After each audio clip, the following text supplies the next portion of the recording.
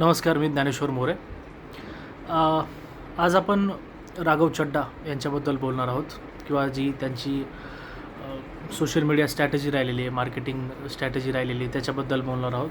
ते बोलण्याचं कारण असं, बरेच नेते, पक्ष सोशल मीडिया वापरतात, वेगवेगळ्या स्ट्रॅटेजी, रणनीती वापरतात. पण राघव चड्डा यांच्या बाबतीत हा थोडा विषय वेगळा आहे.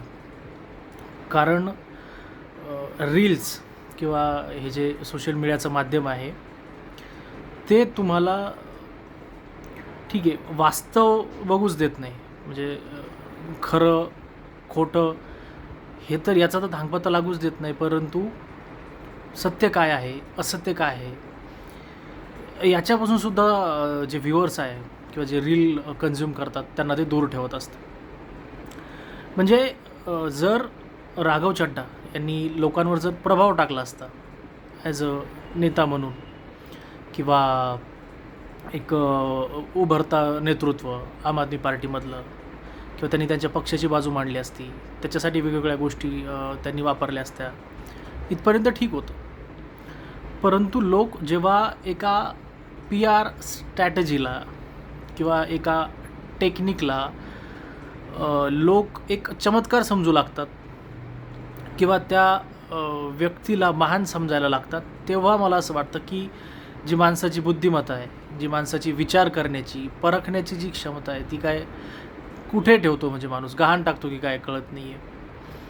म्हणजे खऱ्याचं खोटं, खोट्याचं खरं, चांगल्याचं वाईट, वाईटाचं चांगलं, ह्या सगळ्या गोष्टी होऊ शकतात. पण तरीसुद्धा एक माणसाच्या डोक्यामध्ये माणसाला कळतं की जर माणसाच्या समोर एखादी जर दोरी टाकली तर कालांतराने जेव्हा त्याला माणूस हात लावून बघतो तेव्हा त्याला कळतं की नाही, हा साप नाही आहे, ही दोरीच आहे.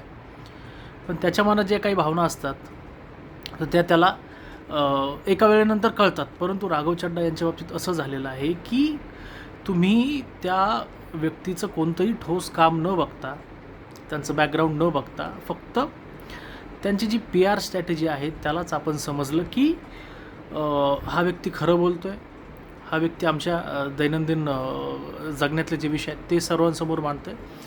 खरी गोम तिथेच आहे. नेमकं जे PR टेक्निक आहे आपण ज्याला म्हणतो की ती तीच आहे. काही लोक किंवा काही नेते किंवा काही जी PR स्ट्रॅटेजी असतात त्या थेट तुमच्या ज्या भावना असतात त्यांना हात घालतात. अरे याच्यावर अन्याय झाला आहे, किंवा यांच्यासोबत किती वाईट झालं आहे, यांच्याबद्दल आपण असा विचार नको करायला होता. म्हणजे एक भावनात्मकदृष्ट्या ते तुम्हाला अपील करत असतं.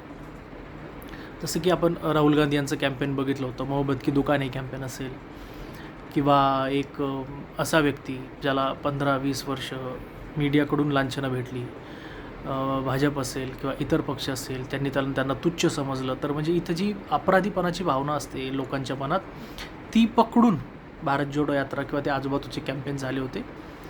तर ते कॅम्पेन होतं.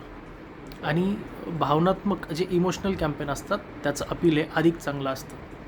म्हणून राहुल गांधी यांची इमेज मेकिंग किंवा इमेज सुधारण्यामध्ये जे कचरा, पाणी, किंवा आपण ज्याला हॉस्पिटल म्हणतो, रस्ते म्हणतो, अशा वेगवेगळ्या समस्या नव्हत्या, दैनंदिन जीवनातल्या समस्या नव्हत्या, तुमच्या सामाजिक समस्या नव्हत्या. तर कुठे ना कुठेतरी जे ह्युमन इंटरेस्ट असतो, त्याला मानवी स्वारस्य आपण ज्याला म्हणतो, की थेट माणसाच्या मनावर हल्ला करणारं PR कॅम्पेन होतं की तुम्ही कोणता देश निर्माण करतात वगैरे वगैरे. आपण राघव चड्डा यांच्या बाबतीत बोलायचं तर लोकांच्या चर्चेतली चर्चा निवडा आणि व्ह्यूज कमवा. म्हणजे व्ह्यूज कमावण्याबद्दल पण काही आक्षेप नाही आहे, तर ते रणनीतीच आहे समजा, त्याबद्दल काही आक्षेप नाही. परंतु लोकांनी ज्या पद्धतीने ती गोष्ट डोक्यावर घेतली तर त्याच्या मागचं जे सत्य आहे ते लोकांना कळलं नाही. लोकांनी एक कमी अनुभवाचा, फक्त ज्याचा हातखंडा हा मार्केटिंगवर आहे, अशा लोकाला किंवा अशा व्यक्तीला जर लोक नेता समजत असतील तर PRच्या भरोश्यावर तुम्ही भारतासारख्या देशात काहीही करू शकता. म्हणून मला ही गोष्ट तुमच्यासमोर मांडायची आहे की तुम्ही ते मुद्दे रोज चघळत असता, जेवताना, नाश्ता करताना, तुमच्या घरी, दारी, कॉलेजमध्ये वगैरे वगैरे. जर तुम्ही डॅनी पंडित यांचा कंटेंट बघत असाल, समय रैना असेल किंवा वेगवेगळे इन्फ्लुएन्सर असतील, त्यांचा कंटेंट जर बघत असाल तर ते काय करतात आहे, समाजाच्या चालू गोष्टी आहेत त्या उचलायच्या, प्रश्नाच्या स्वरूपातून असेल त्याला थोडं विनोदी करायचं, सॅर्कॅस्टिक वेमध्ये, फनी वेमध्ये लोकांसमोर मांडायचं आणि त्यातनं व्ह्यूज कमवायचे.